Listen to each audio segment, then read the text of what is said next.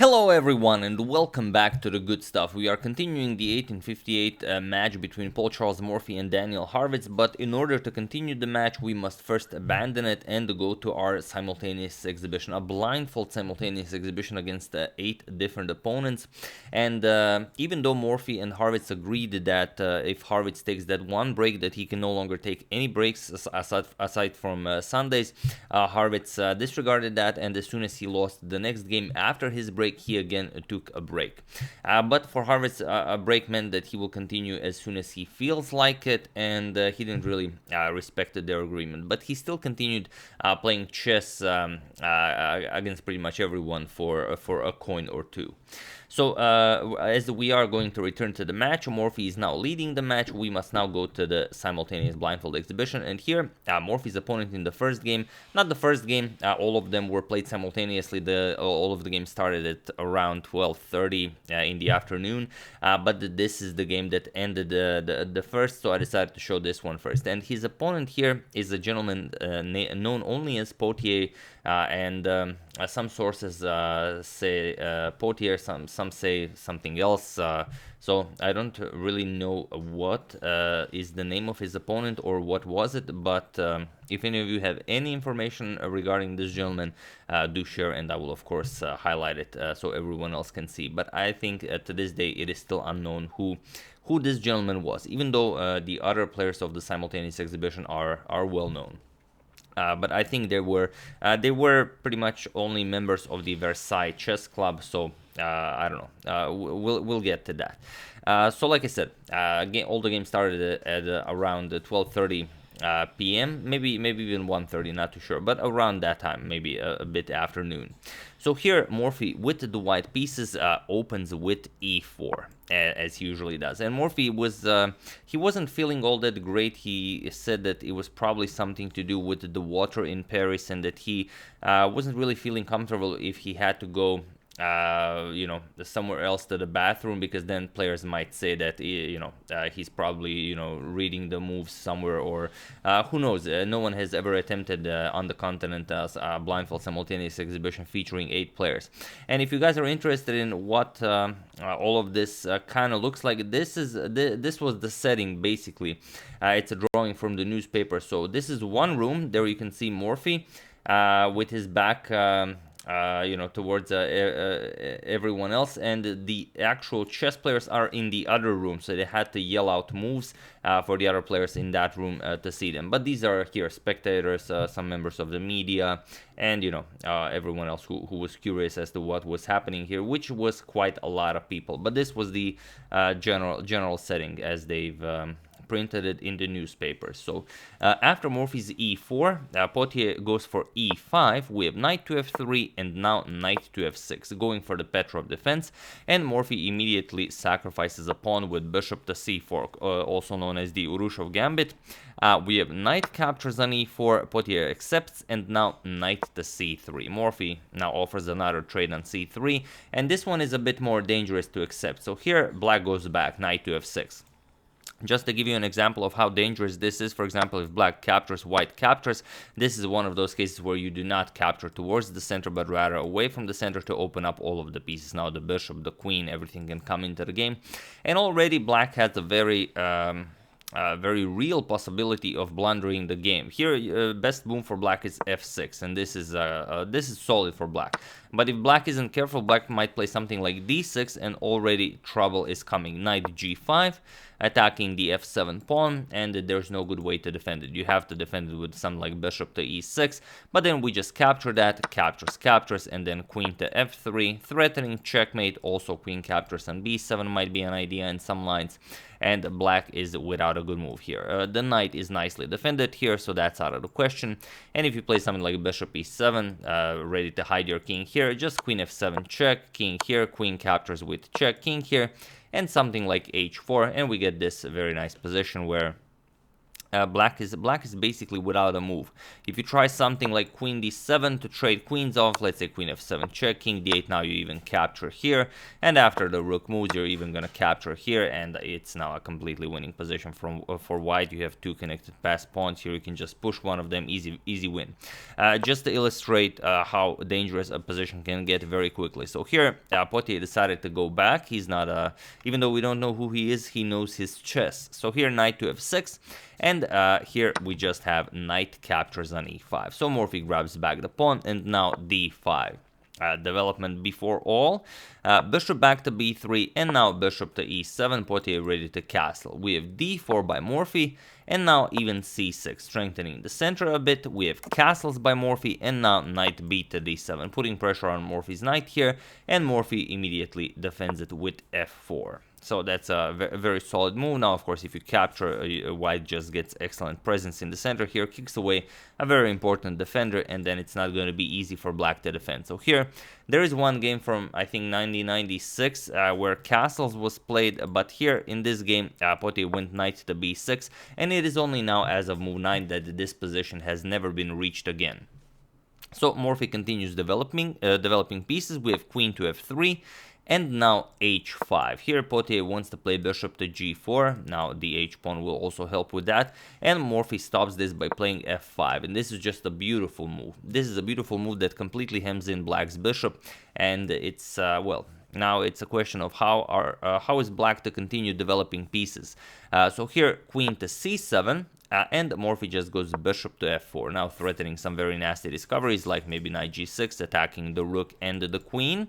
So bishop to d6, and now rook 8 to e1. And Morphy pretty much completed his development. Now it's time to improve the quality of the pieces. For example, this knight and bishop could move to more useful squares, but we'll see to that later. So here, black might decide to castle kingside, but Potier rather goes king to f8. He still wants to use the rook on the h file, maybe for attacking purposes. So here, queen to g3 by Morphy. Now again, threatening a lot of very nasty discoveries. Maybe knight g6 check, picking up the bishop. This would also win the queen. So here, h4, attacking Morphy's queen, saying that this now simply doesn't work. The problem is it does. Here Morphy just went knight to g6 with check, and there really is no good move. For example, if you capture, then bishop captures here, wins the queen. So you have to play something else, and the only move available is king to g8. You cannot go to d8. The e8 square is covered by the rook. So king to g8. And now Morphy plays bishop captures on d6, attacking the queen first. Now h captures on g3. Bishop captures on c7, and now f captures on g6, grabbing Morphy's knight. If you go for this in between g captures on h2, it's playable, but nothing really happens. For example, captures, and this is the position that arises. So instead, after bishop captures on c7, we have f captures on g6, but now f captures on g6, and okay, maybe black is not down in material all that much, but he is really suffering for squares. The king is really in a bad spot. The bishop here slicing this entire diagonal. It's not going to be easy for good old Potier. So here, he goes bishop g captures on h2 with check, king to h1, and now you don't want to suffer because of any back rank weaknesses, so bishop to g4. Now the rook will help out with the control of the back rank. We have rook to e7, a very nice rook lived by Morphy, and now comes knight b to d7. And here, you always can consider something like rook to h5. This rook must enter the game and also free up the h8 square for the king. But okay. First we have knight b to d7, and now comes bishop to e5. And this bishop to e5 is an extremely tricky move, because what do you play here? There is only one good move for black here, and that's not the one you're considering, unless you're considering rook to h5. Bringing the rook into the game with rook to h5 with a double attack on the bishop is the way to go. But here, instead of that, we have king to f8, and king to f8 will simply not do. Another thing some of you have considered is knight captures on e5 after this bishop to e5, but this doesn't work for a very particular reason, and that's rook captures on f6, and there is no good move here. G captures on f6, then we're going to play d captures on e5, and now e captures on f6 is coming, and those two pawns are going to be insane. The problem is you cannot capture it because then comes knight captures on d5, and this piece sacrifice is just brutal. Here, for example, c captures, bishop captures with check. You're going to play king f8, now rook f7 check, and there is no good move here. If you go king to g8, then you go in a line of fire of the bishop, and here you're just going to get checkmated. Rook captures with a discovered check. King f8, g7 check. Now king has to go to e8, and then you capture, bringing a queen into the game, or a rook, whatever you prefer. Or rather, whichever you prefer. So here, after rook to f7 check, you would have to go king to e8, but this isn't all that much better. Just g7, attacking the rook, rook to g8, and now rook captures on b7, attacking the rook, and there's no safety square for this rook. You have to play something. So let's say captures on g7, captures on g7, and now rook to d8, attacking the bishop here. But it doesn't matter, it's not really a trade, just bishop c6 check, and after king f8 you're gonna grab the piece, and now of course white's position is completely winning. So this is the poison that is hidden in the position after bishop to e5. So here the opponent did not find rook to h5, he played king to f8, but now again it doesn't work. Rook to f7 check by Morphy, and now what do you play? It's the same stuff. If king to e8, we just run into this very unpleasant bishop to c7. Cutting off the king from escaping to the queen side, the rook prevents the king from going anywhere, and the rook to e1 will be deadly here. You could try defending, let's say bishop e6, but still just rook to e1. If knight to f8 now guarding the bishop, doesn't matter, just bishop d6. We're going to remove the defender, and that's it. Black has nothing to play here. If knight captures here, preparing to capture the rook, just rook captures on b7. There's still no saving this bishop. All of these squares are now covered by the dark square bishop, so it wouldn't really help for knight to go anywhere there. King d8, bishop, the bishop is lost, and that's just it. So instead, after rook to f7, we don't have king to e8, instead we have king to g8, but now, only now, feel free to pause the video and win this game for Morphy while I give you a couple of seconds. And in case some of you were wondering, the reason why I'm wearing a hoodie is because we are playing against Mr. Hoodie Guy here, and whenever we don't know who the player is, or we don't have a photo of a chess player, then we will of course honor him by wearing a hoodie.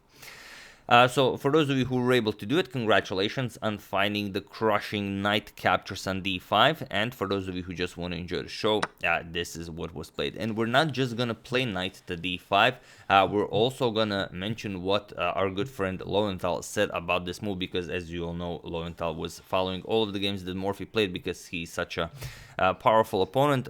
Lowenthal said about this move, this is one of those brilliant combinations in which Mr. Morphy has made himself so famous, and which occur with equal frequency in his blindfold games as in those that he has conducted with board and men before him. So this is what our good friend Lowenthal thinks of knight captures on d5, and it is indeed crushing. So here, you don't really have a good move. C captures on d5 was played, but now bishop captures on d5, threatening all sorts of nasty discoveries here. The black king has no squares, and here, again, the problem with capturing is just rook captures on g7 checkmate. So this is out of the question.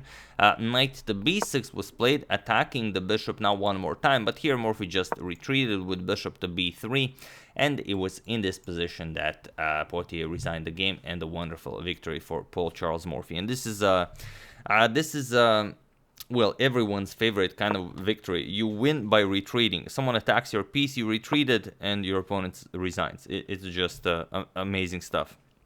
So here you don't have a move. Any move ends in either severe material loss or in checkmate. And even if you go for rook to h5, which black should have played like the entire game, here it is insufficient because now any move is just check. So here rook captures on f6, for example, with check, and you don't really have anything here. You could go king to h8, but then rook f8 check. Rook is forced to capture, and then rook captures on f8 with checkmate, and that's all there is. So, after bishop to b3, a beautiful retreating move that finishes the game. Morphy wins the first game of the simultaneous exhibition, and we are going to cover some other games from this very nice simul, and only then we will discuss the results of the simul and what happens with the continuation of the match with the Daniel Harvitz.